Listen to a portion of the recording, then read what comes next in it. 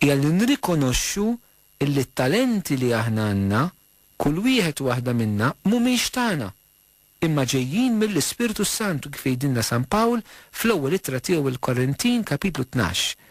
Illi huwa l-Ispirtu li jqassam il-karizmi tiegħu kif irid. Allura importanti li nifhmuha għax jekk din titemminha tibda tirrealizza li int mhux qed tgħira l-persuna, int qed tgħira l-Alla. Qed tgħira l-Alla. Dik li San Franġisk fit-twissi tiegħu jgħid dan huwa da. Għaliex inti id-don ta' sieħbek toħtok mhux tagħha, id-donu tal-Ispirtu. Li jagħtiha dak id-don, jagħtih dak id-don biex ikun jista' jużaha l-bini tal-Knisja. Imma mhux tiegħu dak id-donu tal-Ispirtu. Meta inti tgħira l xi don partikolar ta' ħaddieħor, qed toħodha kontra Alla nnifsu, mhux kontra dik il-persuna. Number 1. It-tieni ħaġa tkun għadek ma rafx li dak id-don jetem anke għalik. Mhux għalfej ikollok int dak id-don, il-mulej ma jagħtix id-don il-persuni, jagħtihom il-komunità. Il-komunità hija magħmula minn persuni. Imma gwajtana huwa li aħna nibqgħu fil-komunità tal-Knisja u l-komunità umana b'mentalità li mhix imsoffija mill-Vanġelu. U allura jiena d-don identifikah ma' persuna u naħseb dak id-don huwa liha. Mentri il-konverżjoni, il-metanoja vera fil-ħajja tagħna titlob li jinnieqaf nassoċja doni ma' persuni, id-doni nassoċjhom ma' Alla li hu l-awtur ta' kull don, u meta Alla jimmanifesta juri lilu nnifsu b'dak id-don, b'dak il-karizma f'xi persuna, jien dik hija opportunità biex infaħħar l-Alla dak id-don tiegħu u biex jien stess nibbenefika permezz dik il-persuna. Alla ħares eżisti persuna waħda għandha d-doni kollha tal-Ispirtu Santu. Għax l-ewwel ħaġa x'tentazzjoni ta' supervja kbira dik il-persuna tista' taqa' fiha wara kif tlanna rasna. U t-tieni ħaġa kif ħanaħslu saqaj xulxin. Aħna bħala komunità iridu nibbenefikaw minn xulxin mela id-don ta' ħaddieħor huwa d-don li l-mulej qed jagħti lili permezz ta' ħaddieħor ukoll. Tret ħaġa fejn jitlu anke d-doni u lejra eżistej, iridu ħafna drabina niskopri li il-problema tkun li d-don li l-mulej ta' lili jiena ma nibqax narah li ġej minn Alla fil-ħajja tiegħi. Imma nemmen li dak huwa tiegħi. U għalhekk f'ħaddieħor id-don li l-mulejat lilu naraħ tiegħu u ma nibqax naraħ f'Alla għax it-talent li għandi jien ngħid li huwa tiegħi. Ma nibqax nara li ġej verament minn Alla fil-ħajja tiegħi. U dridu niskopruha huwa l-faqar fl-ispirtu li Ġesu jitkellem minnu anke fil-beatitudni eżistej ta' San Mattew. U allura importanti nirrikonoxxu kif tgħidilna l-kelma tal-Alla kull għotja tajba u kull don perfett ġej mill-Ispirtu qattis. L-ewwel ibda minnek, ara t-talenti li hemm fik, ara fli huma ġejjin mill-mulej, ħalli bekk tkun tista' tara li anke t-talenti li hemm f'ħaddieħor ġejjin minn Kristu. Imma tibda milli tibdel il-mentalità tiegħek. Jekk tibdel il-mentalità tiegħek, il-mod kif inti tħares, il-mod kif inti taħseb lejn dawn l-affarijiet, allura tiġġenera fik emozzjonijiet ġodda. U ma tibqax tħoss dik l-emozzjoni ta' ira. Imma bil-mod il-mod tibda titla' fik dik l-emozzjoni, dik biex ngħidu hekk titwilet fik is-sens ta' tifħir, is-sens ta' gratitudni, u mbagħad dik iġġielek taġixxi b'mod ġdid.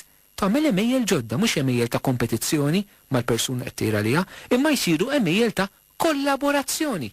Li fejn issa qabel konna nikkompetu fl-imkien għax kont inħares lejk b'ċertu mod, għax issa nirrealizza li dawn huma doni tal-mulej għall-bini tal-Knisja, għall-bini tal-komunità ċivili, issa nibdew nikkollaboraw naħdmu fl-imkien.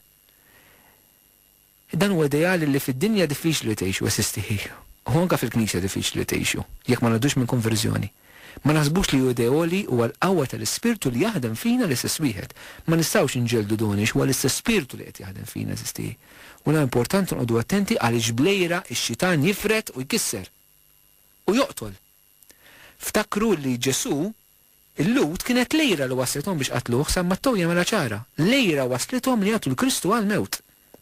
Għaliex ma rfux li l-missier kienet jaħdem fi Kristu, laqqas għarfu li l-missier li kien qed jaħdem anke fl-istorja tas-salvazzjoni qabdu għamlu l-affarijiet tagħhom dawna.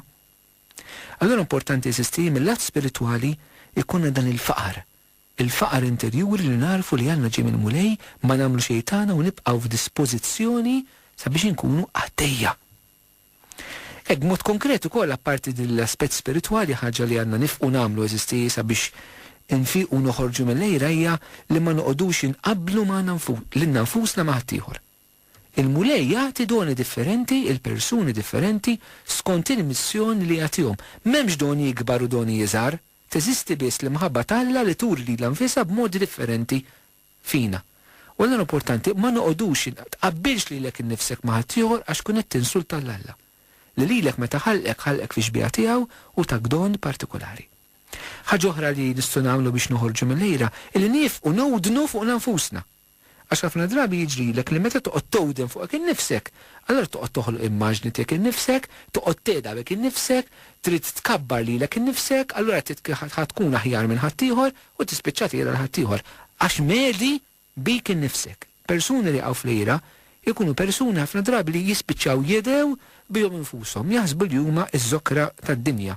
Kollox idur madwarhom. U egoizmu fir-realtà li jekk noħorġu minnu eżisti li dawn iskopru żbuħija tal-persuni l-oħrajn u żbuħija tal-mulej fihom. Ħaġa oħra li hekk bħala attitudni wieħed irid jaħdem fuqha anke biex jeleb id-nub tal-lejra hija iqaf milli tippretendi li jkollok l-affarijiet li għandu ħaddieħor jekk int m'intix les li tħallas il-prezz. Inti se tkun bħalissa dejjem l-eżamijiet pereżempju, tista' tkun student, tejra l-sieħbek għaliex jiġi dejjem l-ewwel, imma mbagħad inti dejjem tittarab il-PlayStation, inti dejjem titagħmel sports qatt ma tistudja, inti dejjem tittoħroġ fil-weekend, u dak qed jagħmel is-sagrifiċċju tiegħu. U mbagħad tejra lih, ġifieri imma tagħmel sens, idra kun int persuna dixxiplinat miegħek innifsek u li kapaċi tħallas il-prezz għar-riżultati li tixtieq takwista fil-ħajja tiegħek. Ġifieri importanti jkollna dawn l-affarijiet. Ħaġa oħra importanti li anke li wieħed jitgħallem ħares lejn dak li hu pożittiv u sabiħ fil-ħajja. Għax jekk ninħarsu dejjem dak li hu negattiv jew li jidher hu negattiv, dejjem se naraw xi jonqosna mhux għandna. U allura dejjem nispiċċaw mbagħad inqabblu mill-ġdid jarawha ċirku.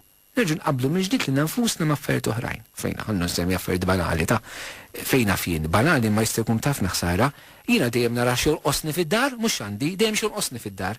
U mbagħad nara l-ġara illi dejjem qed iżżid xi ħaġa fid-dar tagħha, u lura nħoss li jonqsuni iktar affarijiet u nispiċċa nibda nira li għax daħlet karozza, x'bajdet il-faċċata, x'bidlet il-post, għaliex ma nafxiex għax it-tfal tagħha ma nafx jagħmlu, u nispiċċaw eżistijaj letteralment nimħlew u nkissru ħbiberi u relazzjonijiet hekk minħabba daw l-affarijiet.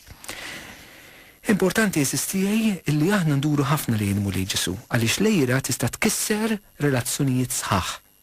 Nibdew bl-umiltà, naċċettaw il-verità dwar nfusna, naċċettaw dak il-mulej tagħna, dak li l-mulej irid jagħtina u għal doni ta' ħaddieħor, għas-sitwazzjonijiet sbieħ ta' ħaddieħor, il-mulej nitalmu infaħruh. U jekk nagħmlu dan, il-mulej jagħtina slim.